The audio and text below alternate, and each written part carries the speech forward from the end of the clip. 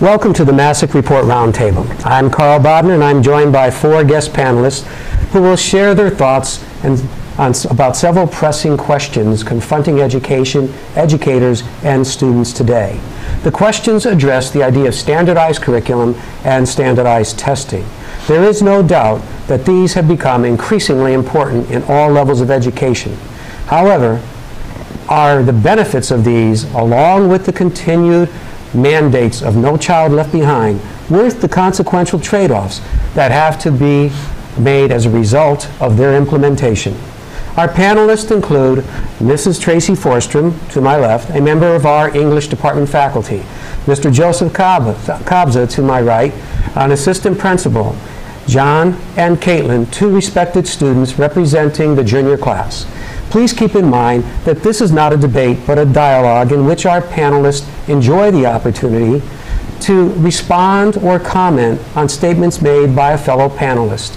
Each panelist will lead off discussion on 1 of 4 questions.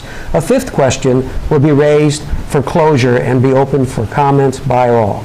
On that note, let us begin. Our first question asks, as an educator, Mrs. Forstrom, do you believe that a standardized curriculum or a curriculum obligated to fit standards that a state or national government prescribes produces the best conditions for student learning?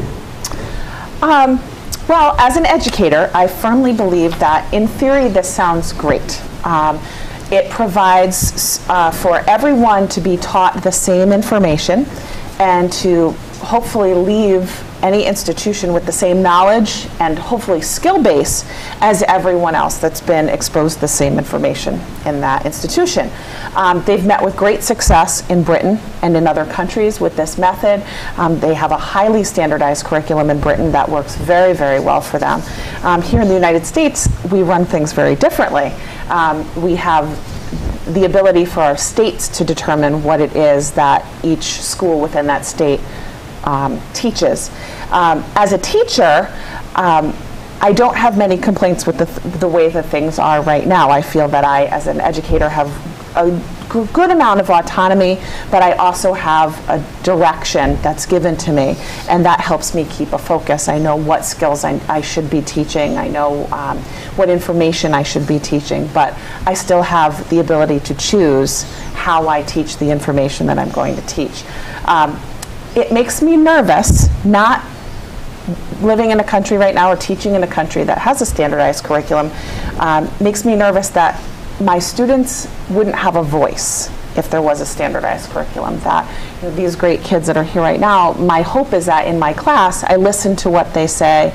I hear them when they say that they don't enjoy certain pieces of literature or certain activities that we work on, and that I try to take that into account and make what they want to happen in the class happen as often as I possibly can, because I feel that if they're not interested in what we're doing and in the way that we're doing it, they won't buy into it, and therefore the learning could be impeded. I'm also nervous regarding a standardized curriculum with the fact that teachers may not feel that they have a voice, and therefore they might lose their passion. And if a teacher loses their passion in the classroom, we're in trouble.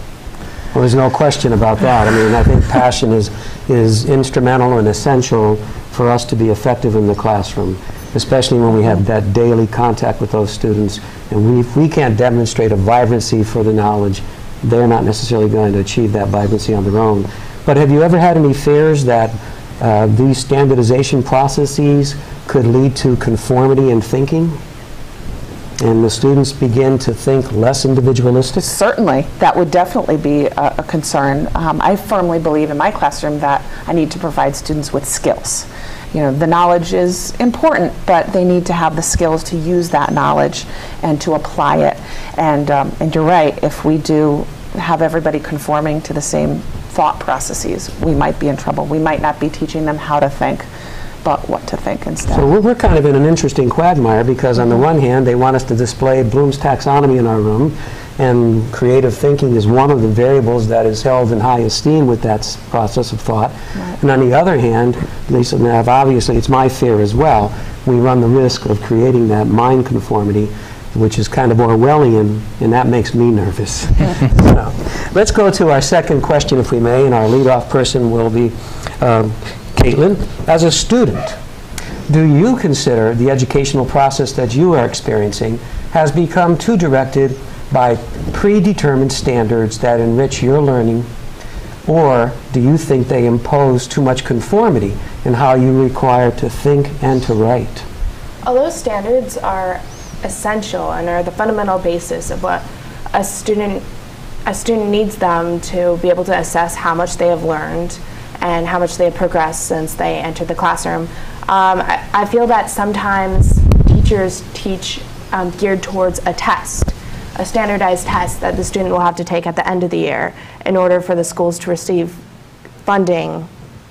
So if all of their students do well in the test, the schools will receive funding. And sometimes schools tend to bend their standards in order for everyone to do better on the test, so the student, rather than learning the information they need to know and comprehending the information, they tend to learn how to take a test and do well, and learn material they need to know on the test, whether or not, regardless of whether they understand the material that they are learning.